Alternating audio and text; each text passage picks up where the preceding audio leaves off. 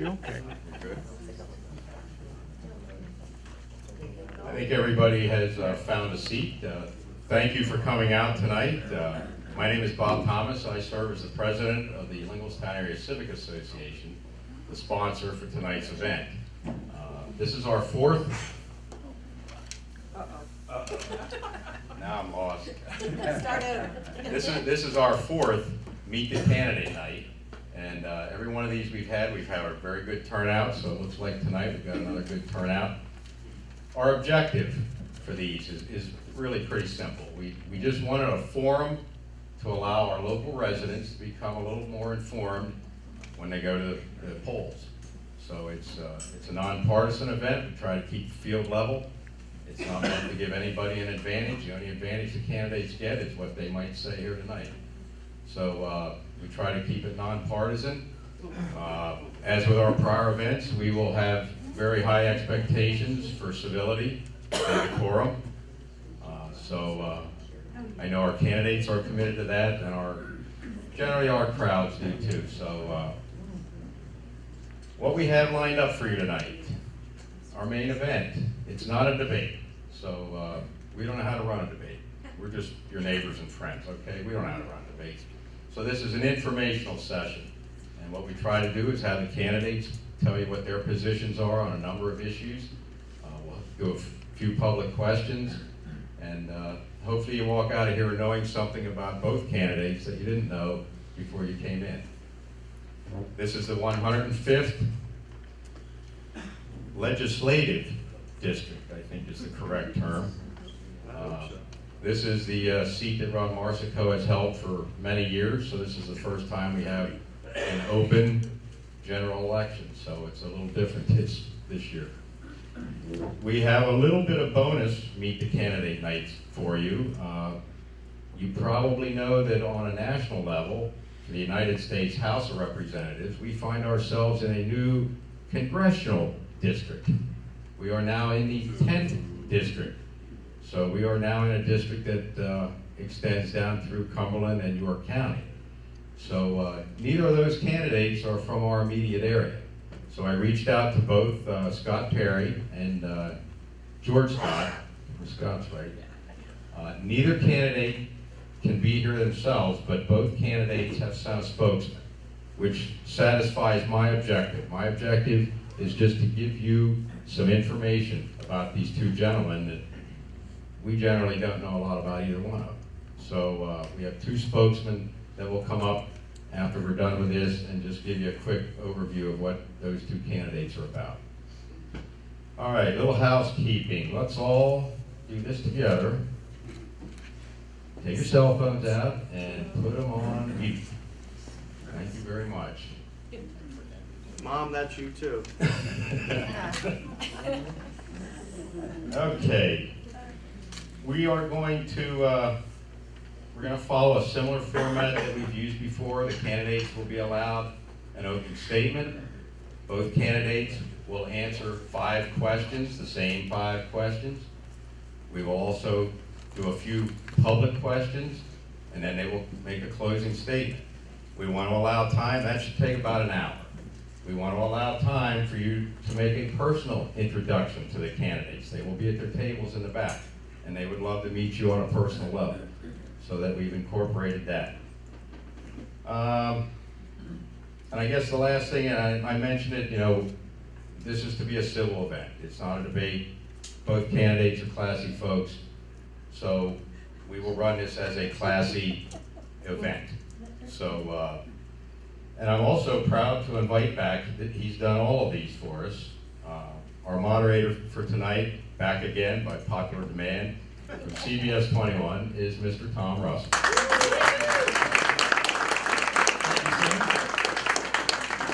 Thank you so much for having me back. My job is to make sure the evening just continues to run quickly. So before we start, can we have a round of applause for Bob for putting this together? I love you, Bob.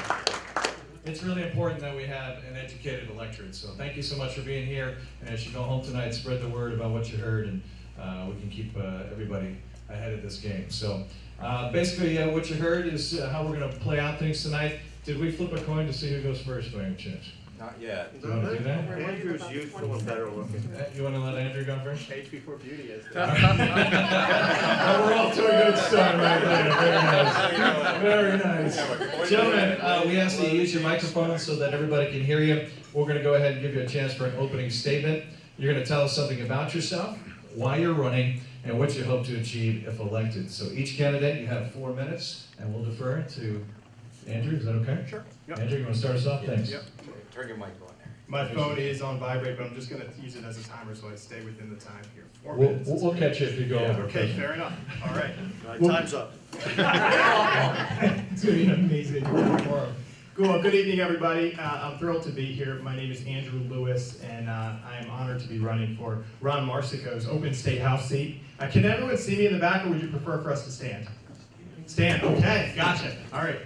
So I'm thrilled to be here and honored to be running for this seat. It's a big decision our community is going to make because we haven't had an open state representative seat in 30 years now. So I'm honored to be here, and I want to thank each of you for coming. Whether you're on the right or the left side of the aisle or somewhere in the middle, it tells a lot about you that you care about the future of our community and our state, and you care enough to be here on a Wednesday night. So thank you. I grew up in a small business family. My dad is a self-taught drywall finisher. My mom is a first-generation American. Her father, my grandfather Lombardo, came over from Calabria, Italy, and built a business and worked hard and pursued the American dream. When I was 18, I joined the Army at the height of the War on Terror and was sent as a scout in a reconnaissance platoon to Iraq for 15 months. Served in Ramadi, Fallujah, and then near Baghdad. And then when I came home, the military sent me to counterintelligence school and cross-trained me into being a counterintelligence agent, sent me to Korea for a few years running national security investigations. And when I came home, the DoD sent me to the White House military office to work there for about 3.5 years. And I was lucky to pursue and achieve both college and grad school on the GI Bill. So I'm very grateful for the GI Bill. And then when I hit about our 10-year mark, my wife and I had been married for a few years. We had 3 boys at this time, and we have 3 sons, Jeff, Jason, and Jeremy. We decided to come back home to central Pennsylvania and help my brothers who are building up a construction business. We have a construction company headquartered in Lindlestown, just right down the street here. It's called Tradesman Building Group. Our biggest division is Tradesman Drywall. And so I've been very involved in the leadership of that company. We've been privileged to grow the company exponentially over the last couple of years. And so my goal is to work hard to make our state the state that it could be and to achieve our potential, because we're not a business-friendly state. Sadly, we're not even a family-friendly state. We're not a worker-friendly state. We have more people leaving Pennsylvania every year than coming to Pennsylvania, and I think that's a problem. And so I'm running for 3 core reasons. Number 1, I love our community, and working together with folks from all walks of life every day, I want to bring our voice to Harrisburg. And number 2, I think we need to restore the notion of service to public service. We've lost that concept. You know, government is supposed to work for us, not the other way around. So I want to restore that. That's one reason I believe in term limits. It's one of the reasons I pledged to decline the pension and the lavish perks. I have no desire for that stuff. I'm going there because I want to serve and restore those concepts. And number 3, I want to work hard to enable our state to achieve our potential. Pennsylvania is the 6th most populous state in the country. We are geographically the center of the East Coast, but we rank 48th in job growth, 49th in population growth. When you are in the top 5 most corrupt states and you rank 48th in job growth, someone has to do something to reverse that paradigm. And so that is a key reason I'm running. Hope to earn your support and your vote on November 6th. Thrilled to be here. Thank you, and thanks, Eric, for participating as well. Thank you, Andrew. Eric, would you like to stand and do the same? No comment. Make sure your mic's on. Everybody hear me? Yes. Yeah, my life is pretty much an open record. I don't need to go through my resume. I do want to thank everybody for coming out tonight. And I'm going to spend the first moments of my time thanking Lower Paxton Township. If you came out tonight, that's great. It's your civic responsibility. However, there's 3 important meetings that I would like to advertise right now. Critical, October 25th, you go to the Zoning Hearing Board. There's a proposed tire facility at Colonial and Linglestown Road. I happen to think it's an awful idea. You may disagree. But if you go to Swan or if you go to Lower Paxton neighborhoods, we have over 1,000 hits. So that's happening right now in our community. And if you want to stop it, you got to show up. Second thing I want to remind people of is that we have stormwater meetings. Kudos to the township, October 29th, October 30th. You need to attend these. There will be a stormwater assessment or tax. And I know a lot of people have been groaning, but if you don't participate, you don't have a say. Finally, December 3rd, and these are all at Lower Paxton, finally on December 3rd, the Route 39 743 corridor project is going to be walked out. So that's important for everybody. I think everybody would agree the traffic conditions on 39 need to be improved. Also, if you noticed, Andrew Lewis has 2 first names, George Scott has 2 first names, Scott Berry has 2 first names. I'd like to thank my mom for giving me 1 first name. Thanks, Mom. Appreciate it.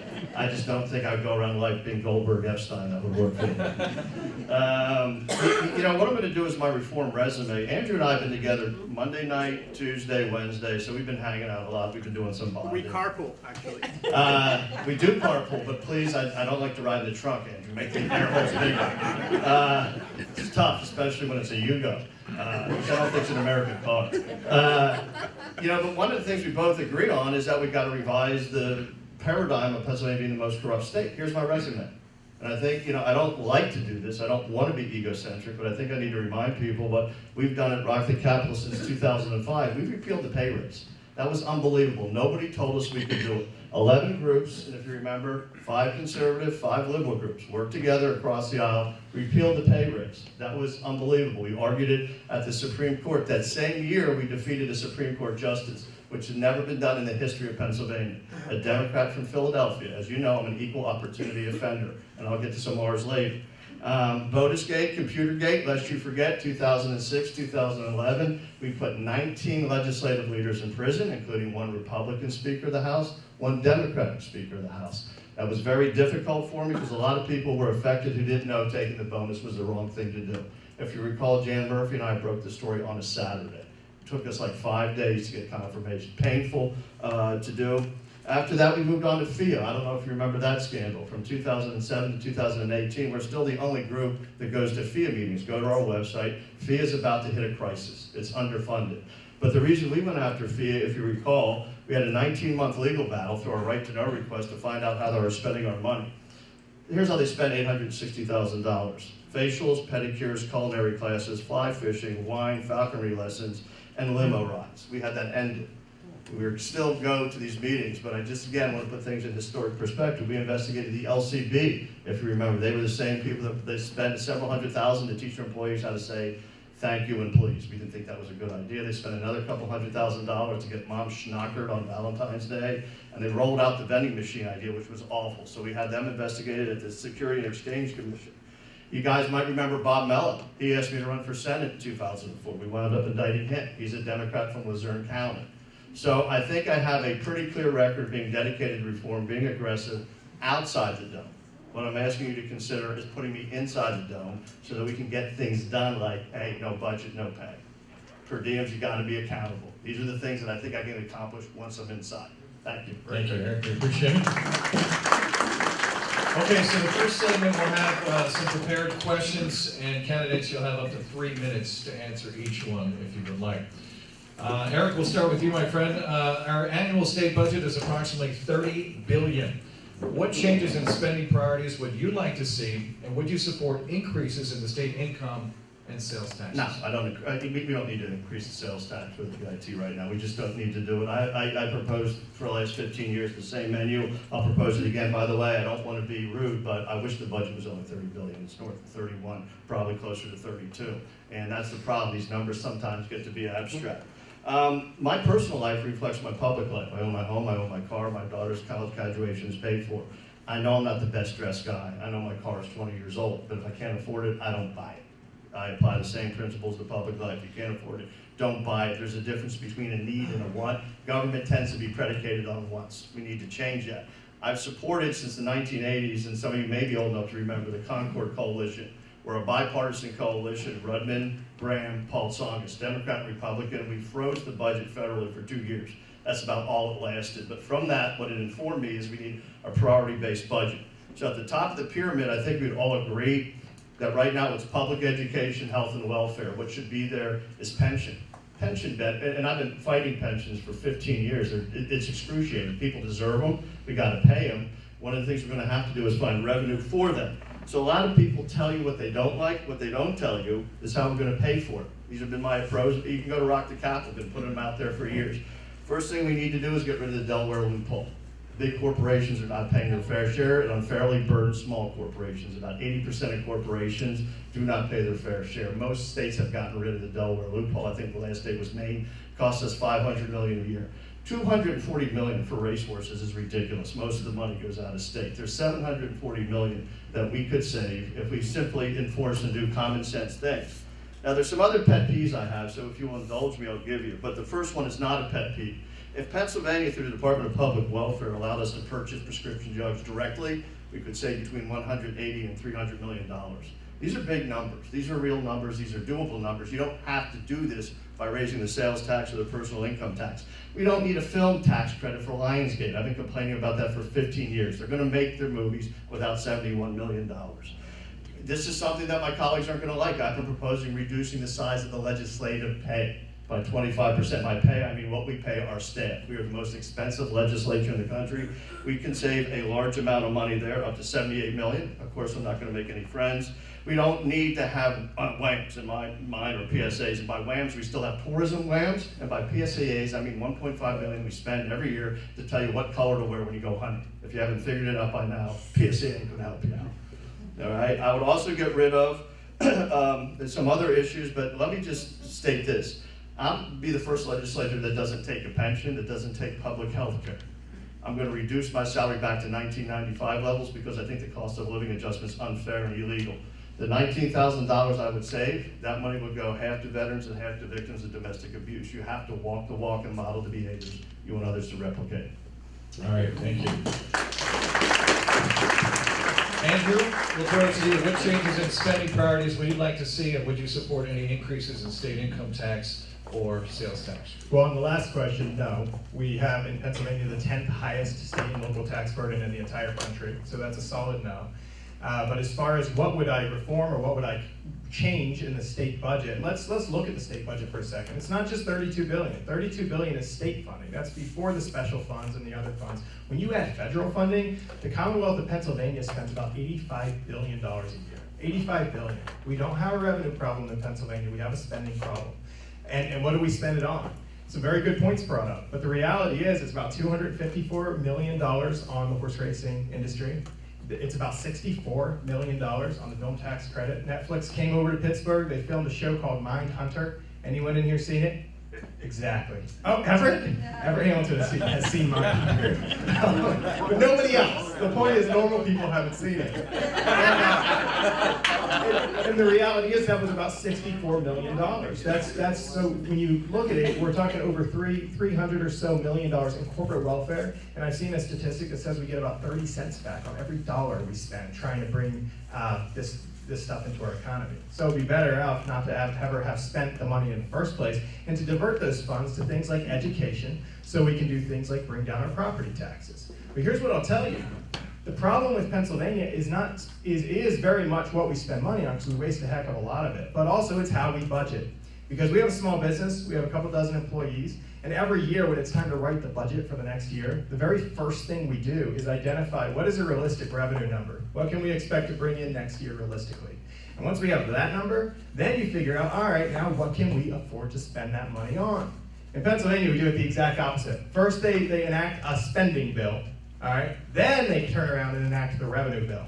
And half the time, these legislators will vote yes on the spending bill because they want it, and then they'll be like no on the revenue bill so they can say they didn't vote for tax hikes. But in reality, they voted for the spending bill that required the tax hikes. So I propose reforming the entire system and saying, heck no, guys, you're going to vote on the revenue bill first, put your money where your mouth is, then you tell us once you have that revenue what you want to spend it on. We dramatically have to reduce our spending, our wasteful spending. We're going to do it with a task force to eliminate wasteful programs. We're going to end this corporate welfare, which brings nothing back into the economy more than what we spend on it. And then we're going to divert the funds that we save to things like education. And lastly, like I said, we're going to reform the budget process. That's how we're going to do it. Thank you, Andrew. I don't think Everett's going to vote for you anymore, since you called him out. Since we know his viewing habits. I lost the Everett Hamilton vote. Sorry, guys. All right, question number 2. We'll start with Andrew this time. What is your position on gun rights, and would you support any efforts to amend the state gun laws? If so, how? Andrew, to you. Yeah, so I am as most of you know who know me, I'm an avid hunter, I'm a sportsman. I grew up hunting and fishing, and I'm a strong supporter, as we all are, of the Constitution, of all 10 amendments that form the Bill of Rights. And there's a reason the Second Amendment is the Second Amendment. It's incredibly important. I'm a strong supporter of it and a protector of it. And I'm also a concealed carry permit holder. At the end of the day, we have Second Amendment rights for 2 reasons, right? Sportsmanship and self-defense. But what I'll say is this, public safety is a priority. There's a reason that the Fraternal Order of Police has endorsed my candidacy, is because public safety is a huge priority. And what I find when you look at the tragedies that happen, that ravage our communities across the country, and there's been a spike lately, a lot of these problems, if we had enforced the laws, if you go back and if we had enforced the laws that were on the books, most of them would not have happened. And that's what nobody's talking about, is enforce the laws that are on the books. And then in our schools, let's look at some mental health programs, things like that. It's not about just dumping in more legislation, taking away people's gun rights for law-abiding citizens. Let's look at the actual things that occurred and develop legislation to fix those problems. I've talked about a temporary firearm restraining order, which basically says, look, if a family member thinks that their family member might be a danger to themselves or others, there's due process that they can go through and get a temporary firearm restraining order from a judge that would temporarily remove their ability to access firearms. I think that's reasonable. I think Democrats and Republicans would agree with it because it protects due process and it protects Second Amendment rights. It does both. And so anytime we look at these issues, we need to balance our objectives with constitutional freedom. Thanks. All right, thank you, Andrew. Eric, we'll throw it to you. What is your position on gun rights?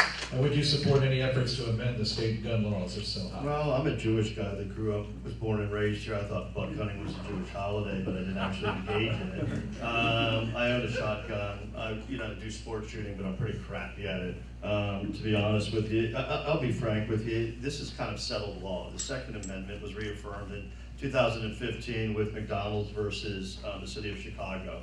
But the court was split 5-4, like the country is split.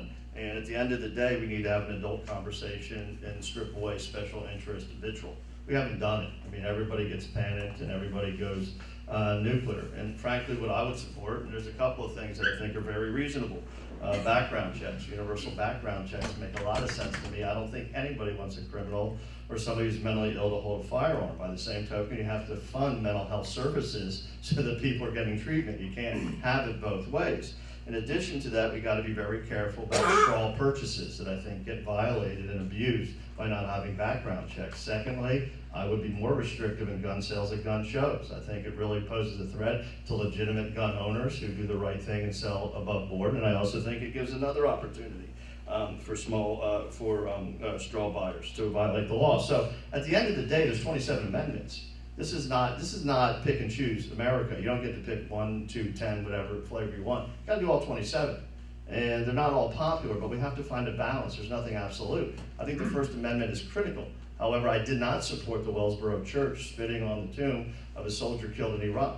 I think there is a limit. It's the same thing, I believe, with how we deal with guns. I happen to think that the two issues, background checks are common sense, and regulating what we do at sports shows are common sense. But most importantly is how do we protect our children? At Central Dauphin School District, we bonded $8 million 1 month after the attack in Florida. $8 million. To give you some idea, the state budgeted $60 million for the state. Our community budgeted $8 million. And to give you an idea of what we did, we built 4 vestibules in 4 elementary schools. We have a full-time police officer armed in Middle Paxton because Middle Paxton doesn't have a police officer. We have a police officer at West Hanover. We have our own police force. We did this years ago. We've been proactive, and you should be proud about that. In addition to that, if you look at what we're doing with the remaining $8 million, we're improving security, burglar systems, and making sure that the kids are safe. However, we can't turn the school system into Fort Knox. There's a balance. And so I think the two issues we're looking about is how do we get a handle on who gets guns or shouldn't get guns. I think I have 2 suggestions here that make sense. And the other is you can't spend your way to security. We live in a culture of violence, and we're going to have to at some point have an adult conversation on that. You look at the kids coming to school, and I, along with my colleague here, have to adjudicate these hearings. It would blow your mind to see what weapons are present, and they're not just guns. So hopefully we can tone down the vitriol and have an adult conversation about this issue. Thank you. Thank you, Eric. Okay, put your listening ears on. Question number 3 is a loaded question, but it's really not when you get down to it. Over the years, many people running for office have pledged to change the method of school property taxation with a focus on reducing or eliminating such taxes for senior citizens. Conversely, our public schools are in dire need of increased funding, while we see more and more funds leaving the public school system to pay for alternative education programs such as charter schools. So, what is your position on A, reducing or eliminating school property taxes for senior citizens, and B, continuing to fund charter schools from public funds? Eric, we'll start with you. Yeah, the key issue here is pension. Without pension reform, you won't get property tax reform. I do not support SB 76 because I think it's political candy. It's a tax switch, and it does not eliminate property taxes. And it's not just seniors I'm concerned about. I'm concerned about the family of four who are working, having an unjust property tax burden. One of the things we do in Central Dauphin, and it's not used enough, is Act 51. People have the ability, when a tax increase occurs, to defer the payment. Unfortunately, it's underused, and I think we need to tighten it a bit. But the other thing we need to do is be aware of inequitable funding. Central Dauphin was defunded for $5.8 million last year. There's not an equitable funding formula throughout the state. In fact, Derry, Susquehanna, Steele, and Harrisburg are underfunded because we don't have the political clout. So two things we need to do is be mindful of everybody's burden when they're paying property tax. There's some seniors that may be on a fixed income, but it doesn't mean they're poor. So, we need to be able to help everybody when it comes to this issue. Property taxes are regressive. Everybody's going to promise to get away with them. It's not going to happen until we get our arms around pensions. And we haven't had a serious discussion about that right now. I just want to point out something. I'm not an opponent of charter schools, but I'm an aggressive opponent of how they're funding now. Make no mistake about it, I'm unequivocal. I happen to think, if you want to look at a charter school, look at Andre Agassi's in Las Vegas, a great model. Structure, uniforms, they go longer hours, and the kids go to college. It can work. It's not working here. By any measure, charter schools usually don't match up to public schools, whether you use the AYP or you look at PSATs, you look at SATs. That's a fact. It's no reality. The bigger problem are the economics and the unaccountability. At Central Dauphin School District, we spend almost $11,000 a year for charter school. We have no control, no accountability with those students. If they get an IET or special education, that number balloons to $25,000. What does that mean? Infinity Lash in 2017 was $850,000. This year was $1.4 million, including $500,000 because they exceeded the registration. These are real numbers. Central Dauphin spent $7.1 million a year in charter schools. No accountability. We don't get to look at the IEPs, and the charter schools get to double dip on pensions. In other words, we pay their pension, and they also get a discount of 50%. I would just point out this, and a lot of people miss this with Governor Thornburg, Corbett, right? Well, Thornburg too, I guess. But Governor Corbett. Charter reimbursement, we used to get 30% to pay charter from the state, 30%. That was $500,000 for us. Governor Corbett cut it in 1 year, all right? That's real money. That's money the school district has to pull out. That's $3 million. So the charter reimbursement we used to get, gone. Peaster's double dipping continues. The amount of money that we're paying charter increases every year. On top of that, I just want to put this out, we have increasing bills for ESL students, homeless students, and special ed. Those are obligations as a public school that I'm glad to meet, and we meet them. We don't get to pick and choose. All right, Andrew, just to refresh everyone's memory, your position on A, reducing or eliminating the school property tax for senior citizens, and continuing to fund charter schools from public funds. Yeah, so I agree with ending property taxes in Pennsylvania. Because I think it's patently unjust to have to own property, and then you have to rent the property you own from the government. It's unjust. If you look at the Constitution, the very first role after forming a more perfect union was to establish justice. And so I talk to seniors. I've been knocking doors across this district. And I talk to seniors, 75, 77, 82 years old. They paid off their mortgage 20 years ago. They've raised their children. They've helped raise their grandchildren. Both generations long since graduated high school. And now they're forced to pay high property taxes that continue to go up despite being on a very low fixed income. And I'm talking to a lot of them who are on a low fixed income, because in case you hadn't noticed, a Social Security check is not that much money. And so frankly, yeah, we need to eliminate property taxes, and in the meantime, while we work toward it, we need to work on property tax relief. And how we're going to do that, there are a lot of state mandates. There's the pension, which is controlled by the state, that has to be reformed. We've got to end the prevailing wage requirement, which artificially hikes up the cost of construction projects and sticks taxpayers with the bill. We've got to make sure that we stop the wasteful spending and come together and figure out a way to provide immediate property tax relief and work toward property tax elimination. I'm the only candidate here who hasn't voted for property tax hikes. And look, this isn't a debate. Eric and I get along well, but the reality is, Eric, a lot of people are wondering why you voted to raise taxes and only voted against tax hikes as a candidate for the State House. But here's the thing, I've talked to too many seniors, and it's so frustrating. You can see the look in their eye, and they can't afford their property taxes. They go up every year, they're on a fixed income, and it's tragic to say, yes, I'm gonna work hard to lower your taxes so that you're not faced with the prospect of being forced out of your home, because I've heard of stories where they actually are. On charter schools, let's remember, first of all, charter schools are public schools too. Second of all, I hear stats, facts, figures, talk about institutions, and what nobody ever talks about is the kids. What about the kids? We're talking about the next generation, and there are school districts across the Commonwealth. Lower Dauphin and Central Dauphin are great school districts, but there are other school districts where kids are trapped in failing schools, and their only option at the American dream, their only shot at a good education is a charter school. And so yes, I support funding for charter schools. It's not the whole amount. When a kid goes to a charter school, the whole amount doesn't leave with them. It's a partial amount of that funding that leaves with them. And the fact is we have to look at the institution and make sure things are done judiciously, economic with financial stability, make sure they're funded, make sure our teachers are paid. But at the same time, we have to look at the kids. We have to think about what's best for them and for their futures as well. Thanks.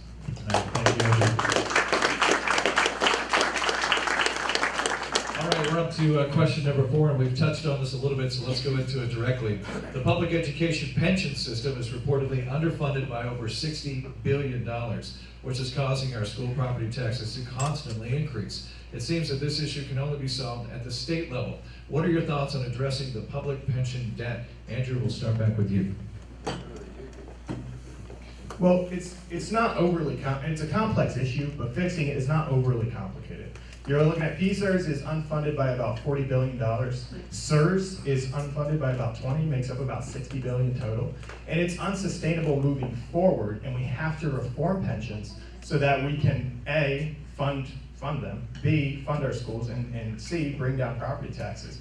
But I'll tell you this, for too long, a great promise has been made to our public employees, and there's been policy enacted by legislators who were unscrupulous when the market was giving great returns.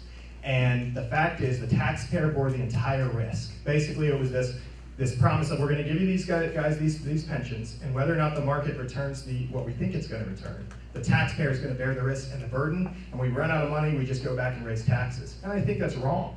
So here's what I say. For number one, nobody's going to touch the pensions of the folks who've already earned them. One, it's unconstitutional. Second, it's unjust. If a promise was made to a public worker, they're going to get the pension that they earn, period. But number two, moving forward, we've got to reform the pension system and move to a 401k. In our business, every employee has the option to opt into our 401k program. I've got a 401k, you contribute to it. Hopefully the market returns the good returns. But the reality is that's what folks in the private sector have. So let's move toward that in the public sector as well so that we can have a sustainable system. Again, right now we are heading toward a financial crisis if we do not quickly address the pension crisis. We've got to fix it because it's the greatest financial burden and threat facing our Commonwealth right now.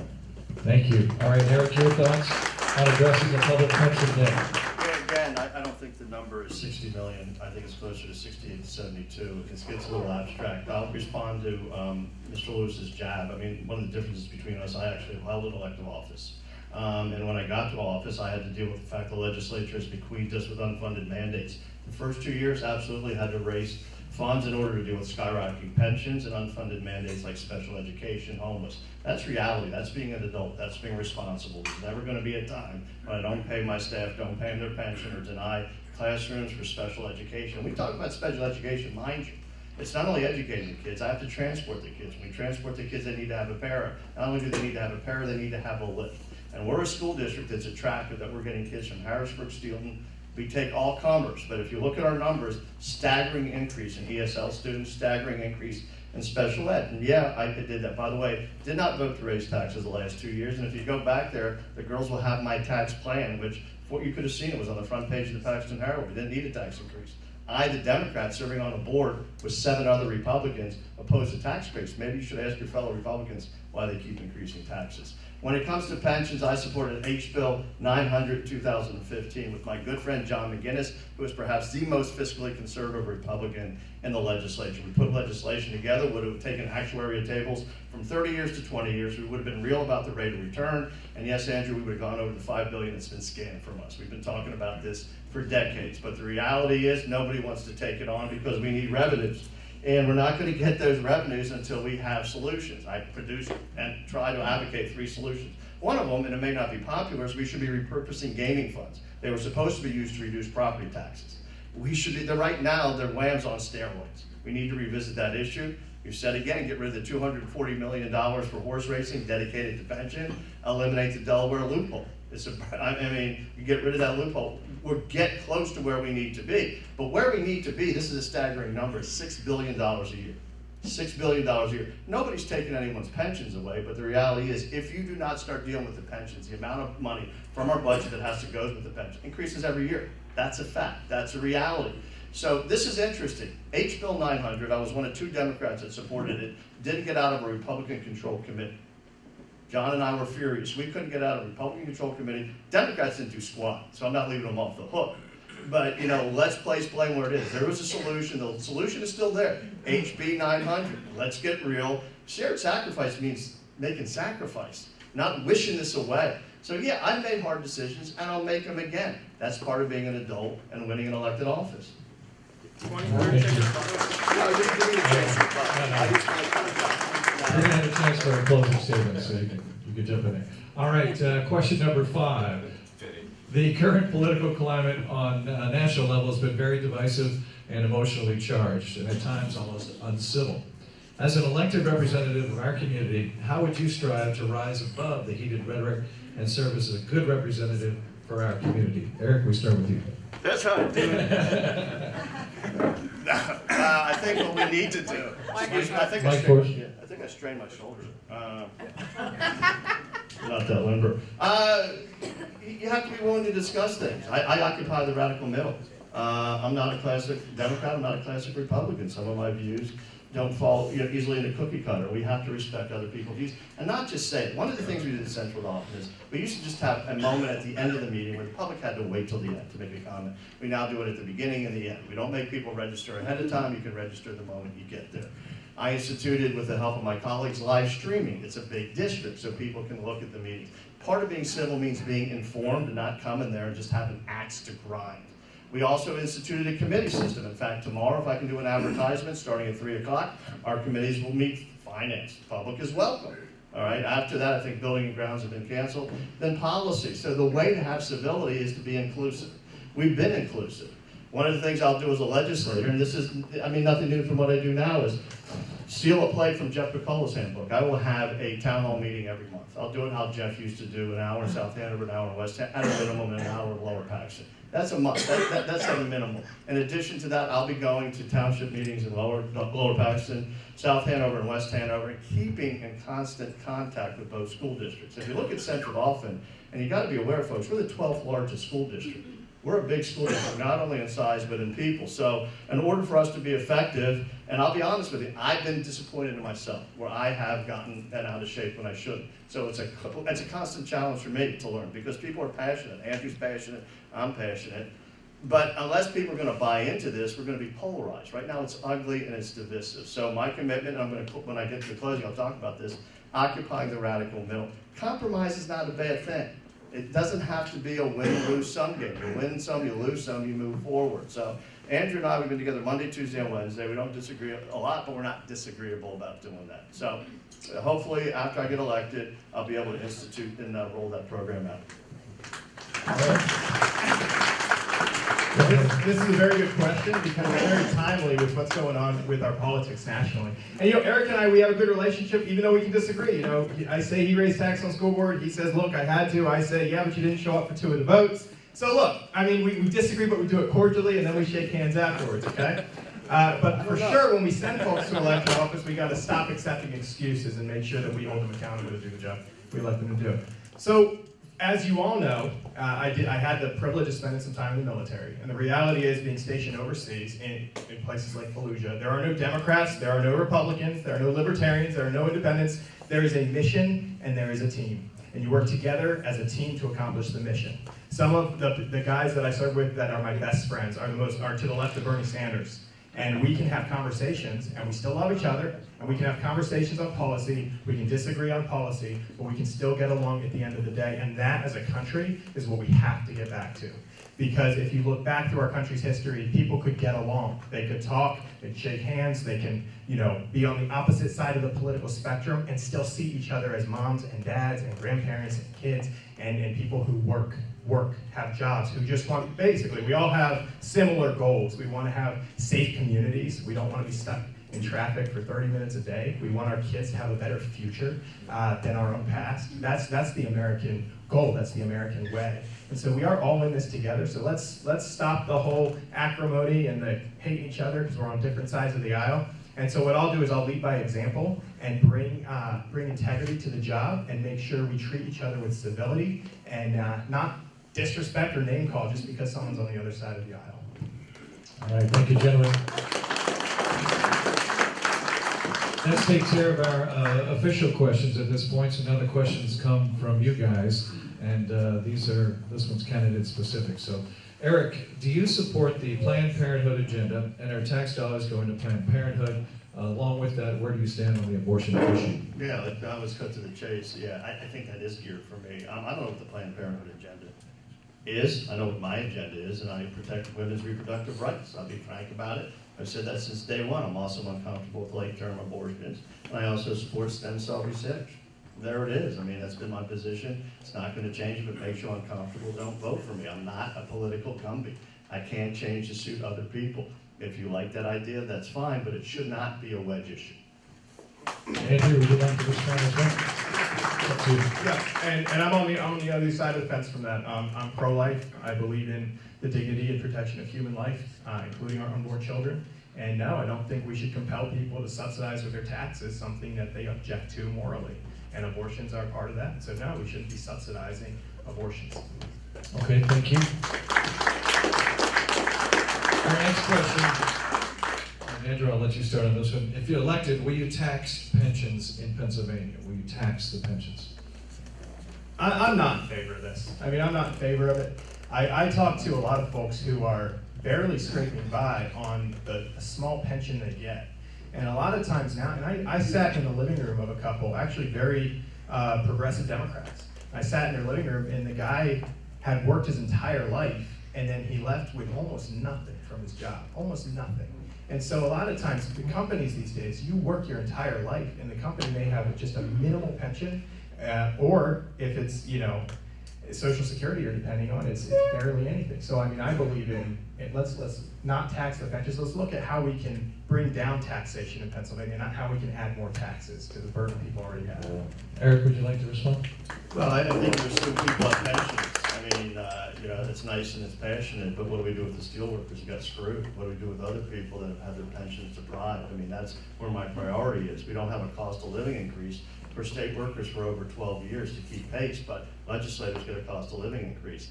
I'm as empathetic to seniors as anybody. I don't know that if somebody is making $1 gazillion, they shouldn't be paying taxes. So I think in any tax rate, it has to be sensitive to anybody's ability to pay. I just don't think taxes are the answers.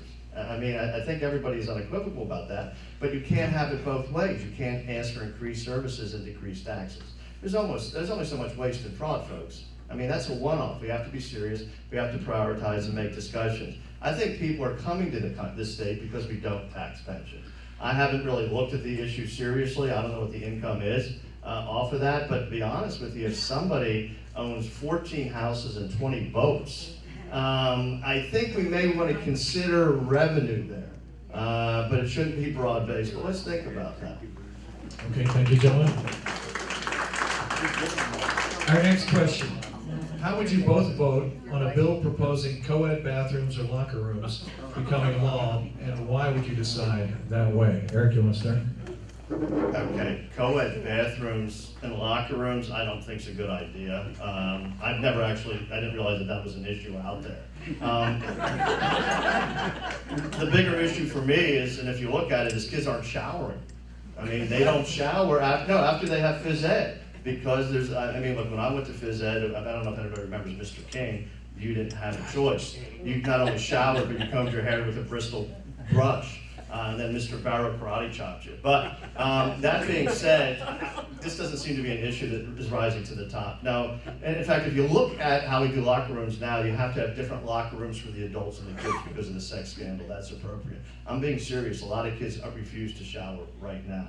So as long as we have the shower facilities there, I think that's something you want to have segregated in a locker room. I don't know where that proposal is coming from. I've never heard it before. It's not something I could support. Andrew, you want to address that? I'm against co-ed bathrooms. I believe in privacy, especially for our children, so I'm against it. Okay. Would you guys share a locker room? Just asking. All right. We're going to work out afterwards. Woodridge Country Club. TMI, guys, TMI. All right, what would you do about the failure of the legislature to update the tax forgiveness threshold of PA's personal income tax? What would you do about the failure of the legislature to update the tax forgiveness threshold of PA's personal income tax? Andrew, you can go first. I'm going to be 100% candid with you guys. I'm not familiar with that issue. Well, I can run with it, and maybe you can chime in. Is that okay, Bob? That's fine. Yeah, I think you're talking about the PIT. I mean, the issue is that they don't get a COLA. So basically, working class families that are getting a tax break have lost about 47%. So in other words, they don't get a COLA every year. Their ability for working class tax credit has diminished by 47%. I don't know if Barry's here today, I'm sure he is, but Barry Shutt and I have introduced a plan whereby there would be a COLA for working class tax credits every year. I've suggested we take it from the legislative slush funds.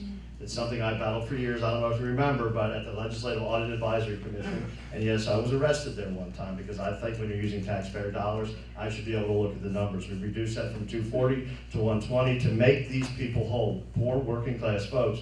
We need to get them a COLA every year. We could fund it. It's about $22 million a year through the legislative slush fund. I mean, this is a tax cut that I've been advocating for a while. I mean, this is something we need to do. We need to be sensitive to working class folks. On a minimum wage, what are you making a year? 15 grand?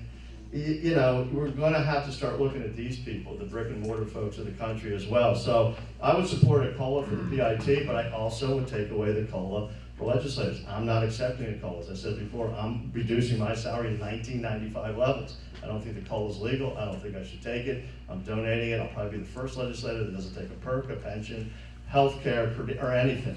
I'll be making 69 grand a year. That's still 17,000 more than a family of four. I'm going to be able to make it work. Andrew, do you want to jump in? Yeah, and again, I'll always shoot you straight. So if there's a specific nuance in policy that I'm not tracking, I'll let you know, and I'll research it, and we'll get it done. But yeah, the bottom line is we have the 10th highest state and local tax burden, and I've talked about this. And so however we need to address the issue is to lower that tax burden. We have businesses fleeing the state of Pennsylvania, and every 12.5 minutes, someone else moves out.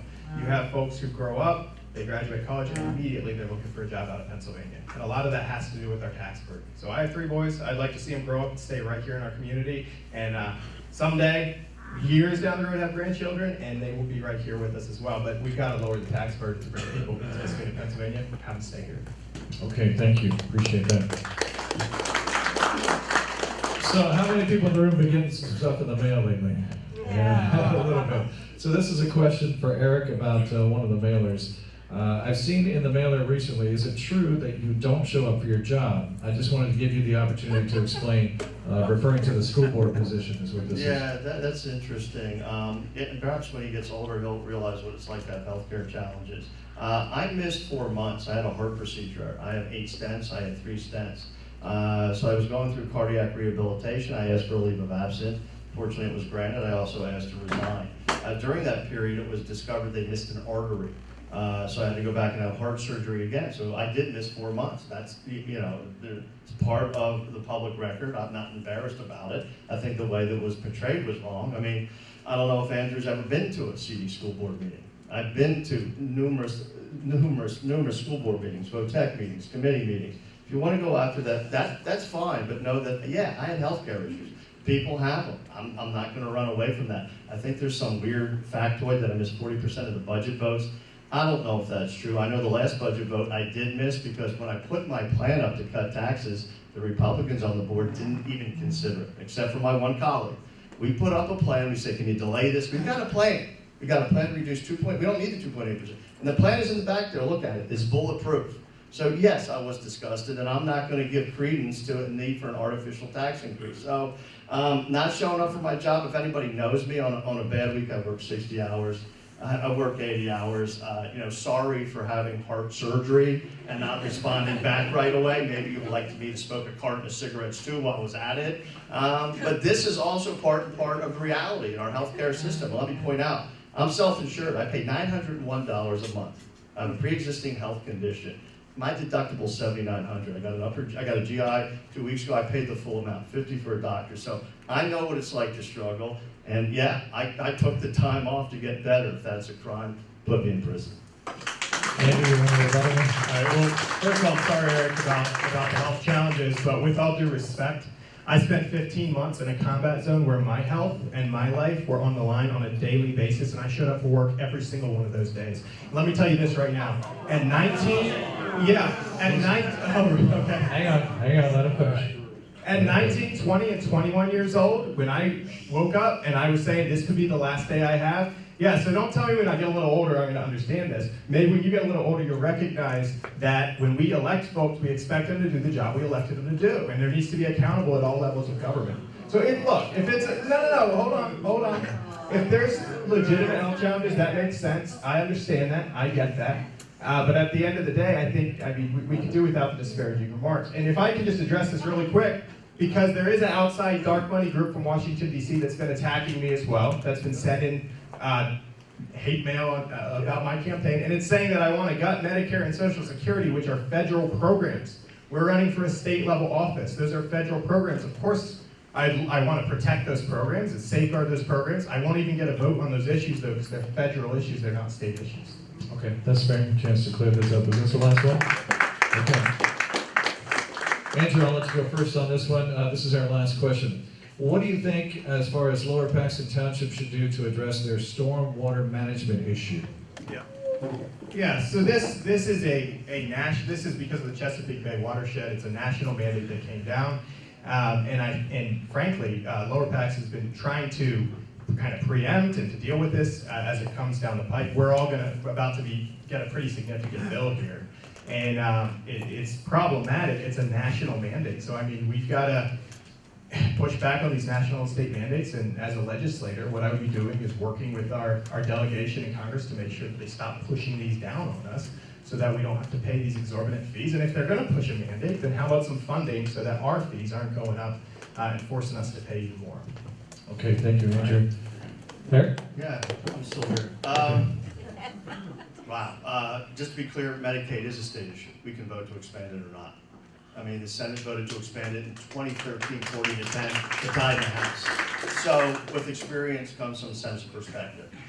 Let me point out to you, the stormwater issue is not just a mandate. Our pipes are awful in Lower Paxton Township. That's a fact. A lot of the asbestos cement piping we had to replace.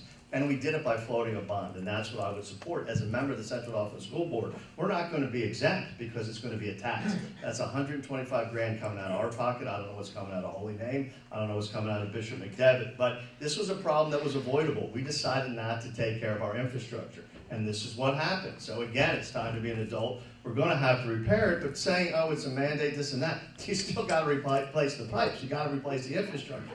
This is reality. You just don't say, hey, there's a pothole, Frosty the Snowman did it, and come back later.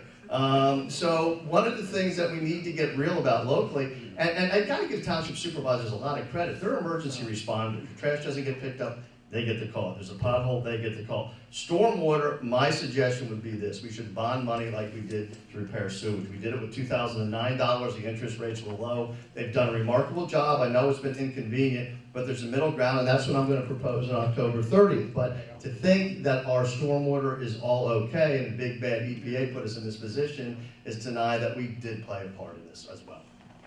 Okay, thank you. It's our chance now for closing statements. We have 3 minutes, is that right? 3 minutes for a closing statement, and Eric, we'll let you go first, sir. Thank you. Given my age, I might make it. I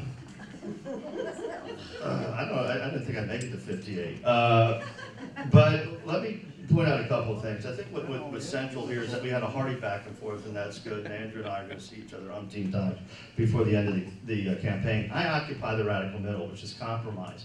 People can say that, but I want to give you an outline because these are some of the things that we've been able to accomplish, which actually one of the mailers disparaged. We've had 3 community-based agreements with 3 Mile Island. That's a public record. It's not a bad thing. That's EFMR monitoring. So in addition, in the back there, you'll find my position on stormwater. I'm sure Andrew will have his position out too. You'll see our position also on any issue that comes to mind. I brought copies of that. Well, let me just point something out. With the 3 Mile Island agreements, we increased the amount of taxes the island gave. We increased employment. We spent $2 million on remote robotics, which reduced worker exposure. We increased cybersecurity, physical security. We made the company sign a deal. They wouldn't store radioactive waste on the island. These are all good things. In fact, we had 3 Mile Island commit to increase their charitable contributions 5% annually. This is all part of the agreement that his flyer is disparaging. It's a good thing, and I don't have a problem doing community-based agreements. We did it with Triple Crown Corporation. Triple Crown wanted to build 512 houses. It stayed at 374. The density yield, 48% open space. We built a park, 10-acre park, 8,400 walkway. We took care of Crumbs Mill and McIntosh, which was an awful intersection. The last part of the deal happens when we smooth over 2 bumps. So yeah, I do community-based agreements, and that's what politicians do, and that's what adults do. You sit down with people that you don't agree with, and come to a solution. You can criticize me all you want, but I stand by those agreements. And if you were around in 1993, and the first time we did it, it was an adversarial climate, 3 Mile Island, and I decided it was time to stop it. Let's work together, let's collaborate. You make peace with your enemies, not your friends. It's difficult, I know, but at some point when you reach across the aisle, you have to reach across the aisle. Give a little, get a little. No problem, you can send out as many leaflets as you want. I stand by it, a matter of public record. Frankly, if somebody on the research team would Google it, they would have seen it, front page of the Philly Inquirer, kind of hard to miss. I would also say that you have a clear-cut choice here, and what's great is Andrew's competent. He's young, he's exuberant, he's well-qualified. Either way, I think you're going to get a well-qualified person taking it in another direction. And look, all I can do at the end is simply say this. I'm not running as a Democrat. Although that's my party, when you call me, I don't see if it comes up Republican or Democrat. I don't care. I really don't, never have. I have a 40-year career. It stands on its own. I'll respond to you. I'm an emergency responder. Anybody who knows me, I'll get back to you. You may not like it. I see Eric out front here, and we and I have had very turbulent discussions, but we came to a resolution, an agreement on the development behind the sheets. It's possible. It's doable. So what I'm asking you to do is vote for me on November 6th. Thank you. All right. Andrew, your closing statement, sir. Well, thank you all for coming out again, and thank you for humoring us and listening to our policy positions and our perspectives on the issues. Again, it's a privilege to run for this seat, and I truly do believe that we can continue to make our community a great place. We've got a litany of issues. We've got the traffic issues. We've got a lot of different problems that we face as a community and also as a Commonwealth. And our community needs a strong advocate. We need somebody who's going to bring our voices to Harrisburg, who's going to be there, who's going to show up, and who's going to get the job done for our community and for our state. And I'm privileged to be running to replace a longtime servant of the community, Ron Marsico, and privileged to have his endorsement. And I'm asking for your support and for your vote on November 6th. I will work incredibly hard to bring your voice to Harrisburg and to work hard to transform our state into being a top state for jobs and opportunity. Because Pennsylvania, for too long, we've squandered our potential. We're geographically the center of the East Coast, and we've been at the epicenter of the American story. We've got so many great things going for our state, and if we would just make a few reforms in Harrisburg, end the corruption, enact term limits, cut this tax burden, cut the wasteful spending, then we can get our state transformed and moving back in the right direction. Thanks so much. God bless. Thank you.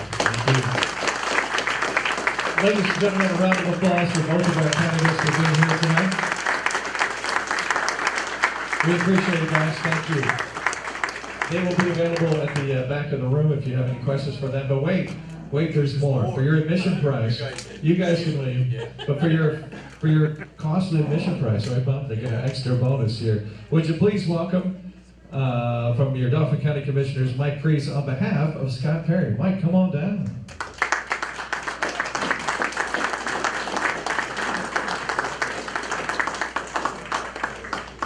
Do I need the microphone, or can everybody hear me? Grab the mic. Use the mic. Don't worry. Mike, use the mic. Mike, use the mic. Mike's going to use the mic. There you go. First of all, I want to thank the Inglestown Area Civic Association for putting on tonight's event. Let's give them a hand.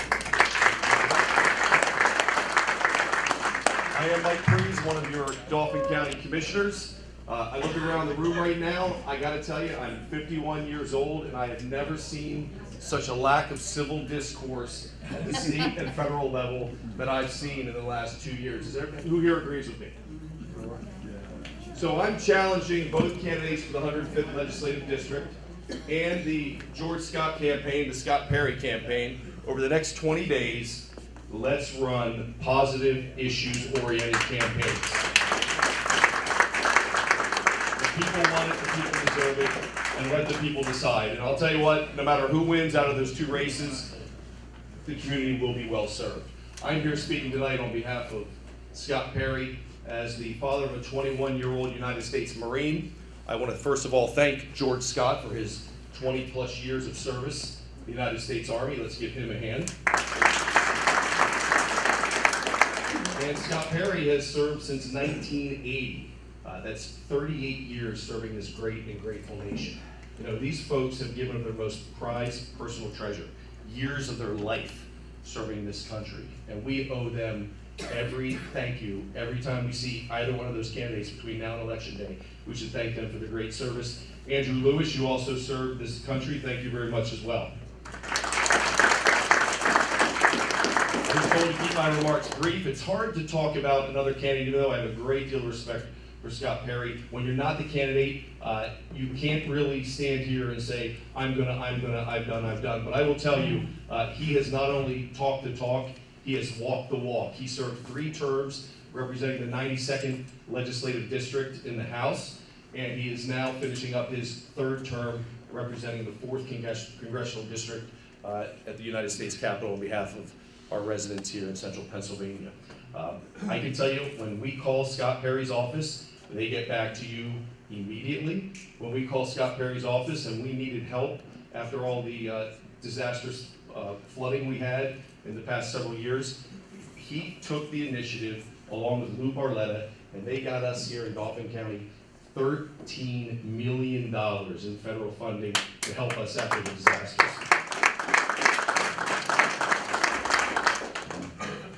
He is a good gentleman. He means what he says. He's now going to serve the entire 10th Congressional District, which includes Dauphin County, parts of Cumberland, parts of York. He has served actually parts of Dauphin County for the past several years, and that's Susquehanna Township and the city of Harrisburg. So the whole county thing isn't entirely new to him. But I will tell you, both candidates are going to give it their all over the next 20 days. I feel Scott Perry, having served this great nation, he did 44 combat missions in Iraq. Scott Perry has been there, he's done it. He's there for all of us. His phone's always open. If you need him or his staff, they're here on your behalf. But please consider him on Election Day.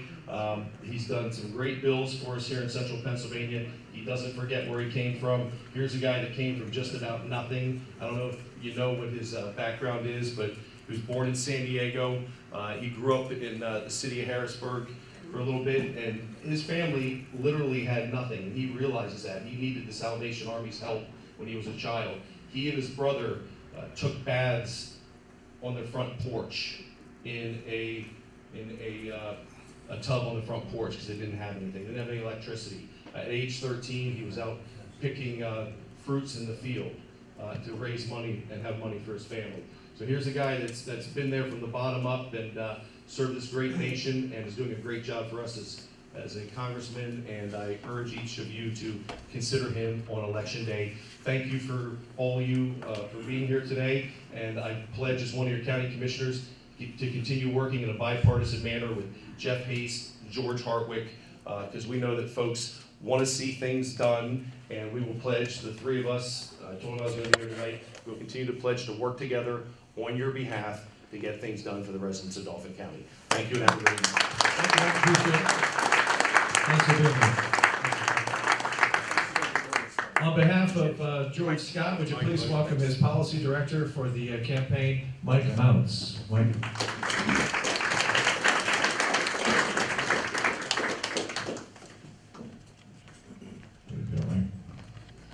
You have to be named Mike to here tonight. Yeah, I was going to say, with George Scott and Scott Perry having prior engagements this evening, you thought maybe you'd get away from hearing from 2 individuals who share a name.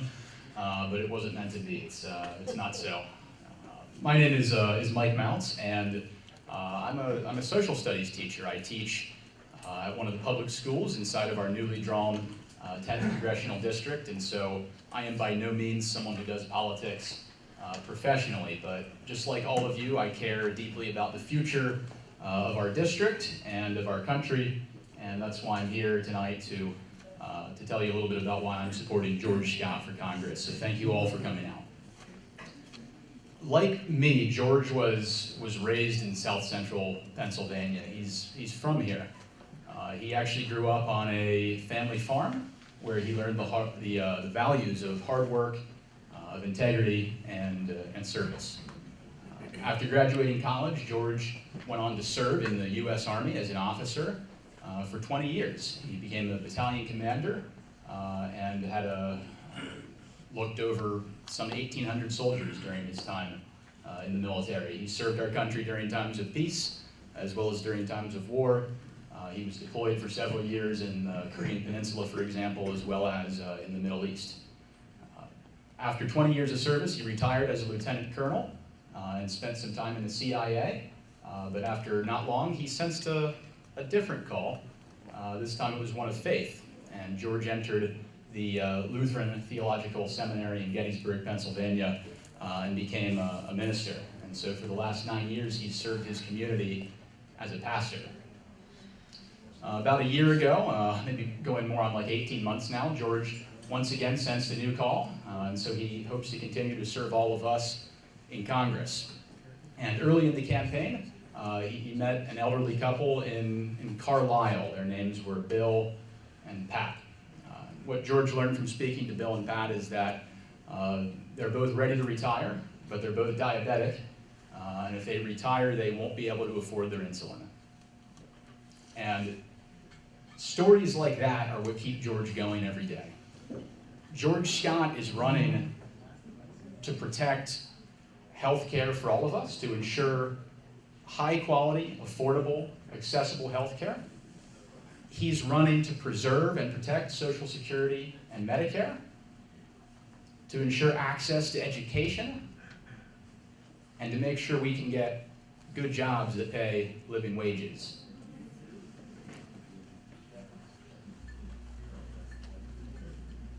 When George Scott was a battalion commander, he looked after those soldiers. As a Lutheran minister, he looked after his congregation, and in Congress, he'll look out for all of us. George Scott is not accepting a dime of corporate PAC money. When he goes to Congress, he'll work for you and for you alone. He will not be loyal to a party. He will not be loyal to an ideology. He will not be loyal to anyone but you. And that's very important to understand, because that's something I think you might agree we're missing in our politics. And that's not a partisan statement. It's certainly not intended to be. We need more independent voices in Washington, and that's just exactly what George Scott will be. So thank you for your time this evening. Again, as a high school social studies teacher, it's great to see everyone out tonight, and very interested in the future of this district and our country. Have a good night. Thank you, Mike. I appreciate it. Make sure you tell your class about us here tonight. Thank you so much for being here. It really means a lot. Again, the candidates are in the back waiting to speak with you. How about a big thank you for our moderator? Great job. Thank you. Like you said, the tables are back here. If I could ask you to do one thing, I forgot to mention this earlier. The white bucket back there, if you can find a George Washington in your wallet and throw a $1 bill in that bucket, it would be great. The fire company allows us use of the hall at no charge. I know the lights don't come on for free. So if you can find a George in your pocket, throw it in the bucket back there. Thanks for coming out.